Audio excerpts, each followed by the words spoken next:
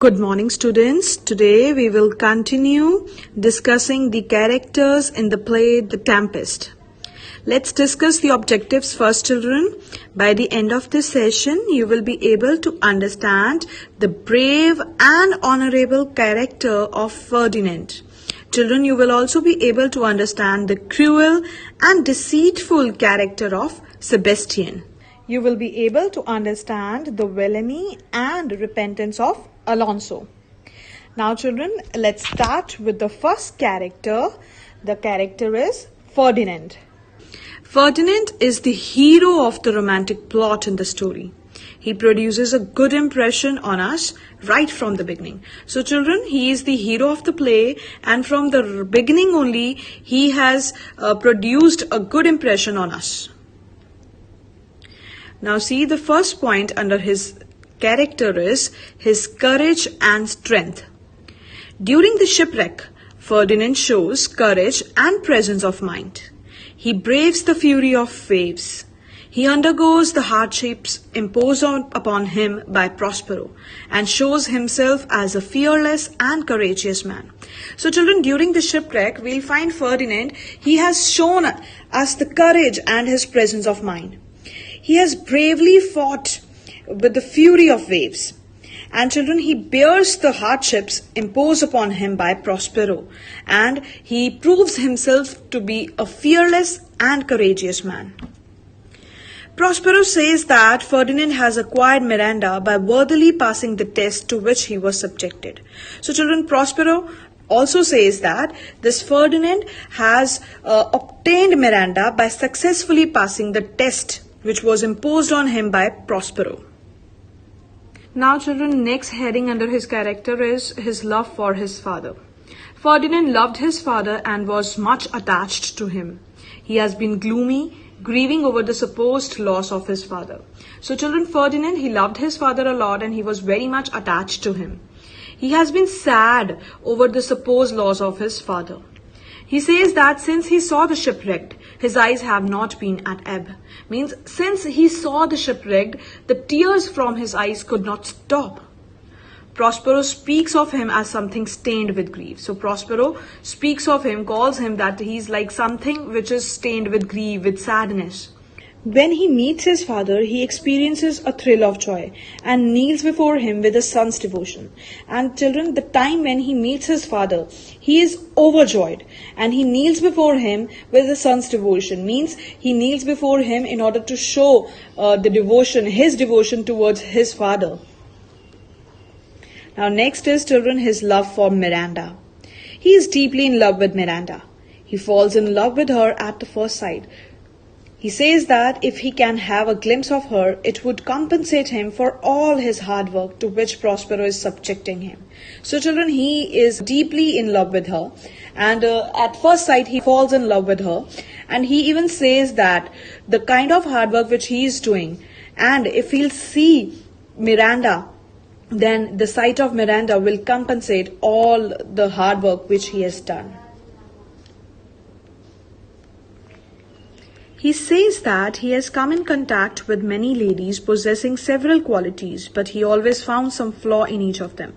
So children, he says that, Ferdinand says that in his lifetime he has come into contact with so many ladies, those who possess several qualities, but he always finds some flaws in them. But Miranda is to him is perfect and peerless, created of every creature's best. So for Miranda for him is perfect. For her sake, he readily undergoes the task given to him by Prospero, but he is willing to sacrifice his crown in order to stay on with Miranda. So children, for the sake of Miranda, he is ready to undergo all the tasks which are given to him by Prospero. All the difficult tasks he is able to perform only for the sake of Miranda. And even he is willing to sacrifice his crown also just to stay with Miranda. When Miranda offers to share his work in carrying the logs, he says, "No precious creature, I had rather crack my sinews." Sinews means tissue uniting muscles to bones. "Break my back, than you should than you should such dishonor undergo while I sit lazy by. So children, when Miranda offers help to Ferdinand, he denies it and says that he cannot see her doing that work, and he would rather break his muscles or break his bone than he would see her doing that dishonor task, and while he will sit lazy by. So children, Ferdinand is actually brave, honorable and pure in his thoughts. In his relationship with Miranda, we'll find he displays loyalty, grace and self-sacrifice. So children, this was all about the character of Ferdinand. Now let's move to next character, that is of Sebastian. Sebastian is the brother of King Alonso. He is a villain. He becomes a partner with Antonio in the conspiracy against his brother Alonso.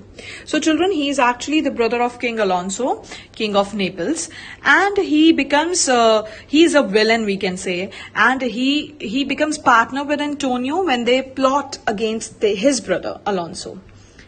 The fact is that Sebastian is not the author of the conspiracy, but the thing is, actually he is not the main culprit behind that plot or that conspiracy. The plot is suggested by Antonio, though Sebastian offers to work for it. So the main author of that plot is Antonio, and he just offers his help to Antonio. There is an unconscious ambition in him. He hardly offers any resistance to the evil which Antonio injects into him. So children, there is a hidden ambition in him, and he actually hardly resists anything wrong which is offered to him by Antonio. Now children, next is his cruelty. Sebastian's cruelty appears not only in joining the plot to murder Alonso and Gonzalo. When Gonzalo tries to console Alonso in the latter's grief over the supposed death of his son Ferdinand, Sebastian simply aggravates, means make more serious, the King Alonso's king's gloom. So further he aggravates Alonso's grief by putting the blame for the whole misfortune on Alonso. So children, we'll see Sebastian's cruelty when he joins hands with Antonio in order to murder Alonso and Gonzalo. When we will see Gonzalo consoling Alonso at the supposed death of his son Ferdinand, Sebastian just adds to his sadness. He further blames Alonso for the whole misfortunes. Sebastian blames Alonso for the loss of his son. The royal party has been shipwrecked on their way back from the wedding of Alonso's daughter in Africa. Because of this, Sebastian says that Alonso should have chosen a European for his daughter's husband. If he had, the royal party would not have been out on the ship and never would have been shipwrecked, and thus adds to his sadness. Next is a scoffer. Antonio and Sebastian form an excellent pair both for intrigue, means plotting, and for ridiculing others. So children, when we talk about planning and plotting, when we talk about ridiculing others, Antonio and Sebastian, they form an excellent pair. Sebastian's mockery is merely a cloak for his own guilt. When Ariel threatens the three sinners with dire, means terrible consequences, Sebastian is defiant, means obstinate. So children, his mockery is actually a shield that covers his guilt. So children, when we'll see Ariel threatening the three sinners with such terrible consequences, we'll find Sebastian, he becomes obstinate, he is defiant. It does not affect him. No repentance in him. Of the three criminals responsible for the wrong done to Prospero, Alonso is the only one who is filled with remorse and repentance. So children, out of all those three criminals, we'll see only Alonso. He is filled with guilt and he only regrets. In the case of Sebastian, like that of Antonio, we do not find any signs of repentance. So same, Antonio and Sebastian, they do not show any sign of repentance or regret, that they do not regret for whatever they have done. Now children, next character is Alonso. Children, Alonso is a villain. Alonso is a villain in the play. He is not completely a wicked man as Antonio and Sebastian. Children, King Alonso, he is a villain in the play, and he is not as wicked as we'll find Antonio and Sebastian. Ariel includes him in his denunciation, means public criticism, of the three men of sin, most unfit to live. And children, he is included in the names of those three sinners, Alonso, Antonio and Sebastian, who Ariel denounces that are unfit to live. Next heading under his character is his crime. Alonso's relations with Prospero were strained when the latter was the Duke of Milan.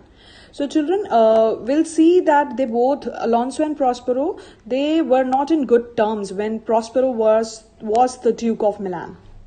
Antonio's plan to usurp, means take, his brother's dukedom had a chance to succeed. So children, actually Antonio succeeded in usurping his brother Prospero's dukedom. Alonso gave his support to Antonio in this regard. So here Antonio was supported by King Alonso. If the plan succeeded, Alonso would be entitled to an annual tribute, that is payment periodically made by one state to another, from Antonio, who agreed to recognize Alonso as his sovereign lord, sovereign means supreme ruler, and to make the state of Milan a tributary to Naples. So children, if the plan of expelling Prospero from Milan succeeded, and by the support of Alonso, then Antonio has to pay annually to Alonso some amount, and he will regard Alonso as his supreme ruler, and the state of Milan will be regarded as inferior to state of Naples. Alonso behaved unjustly towards Prospero by exposing him and his young daughter to the mercy of winds and waves. Now next heading under his character is his love for Ferdinand. Alonso is treacherous, means disloyal to Prospero. So children, will see that Alonso is disloyal to Prospero, but he loved his son Ferdinand a lot. But he loved his son Ferdinand dearly.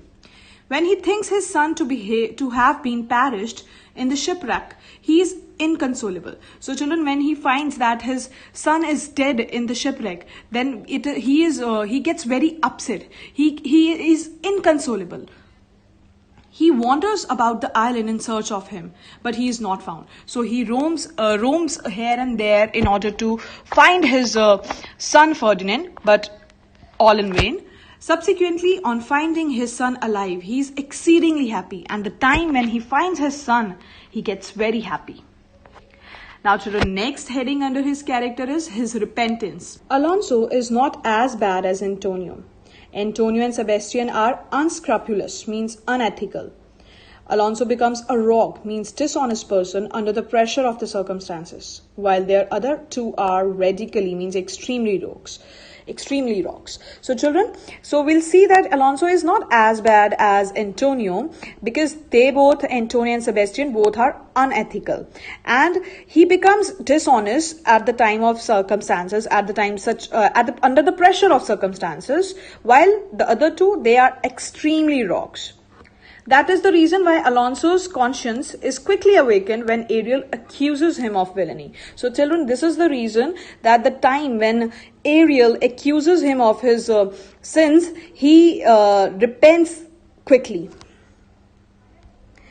He is so overwhelmed by remorse that he repents his bad condition. So children, he is overwhelmed by his guilt that he regrets for his bad condition, and he says to Prospero on meeting him, "Thy dukedom I resign, and do entreat thou pardon me my wrongs." So children, so he says in these lines that he gives the dukedom of Milan to Prospero, and he requests him to forgive him for his wrongs, for his wrongdoings. So children, this was all about today's session. We have done 3 characters, and today's homework is revise all these 3 characters. Thank you so much, children.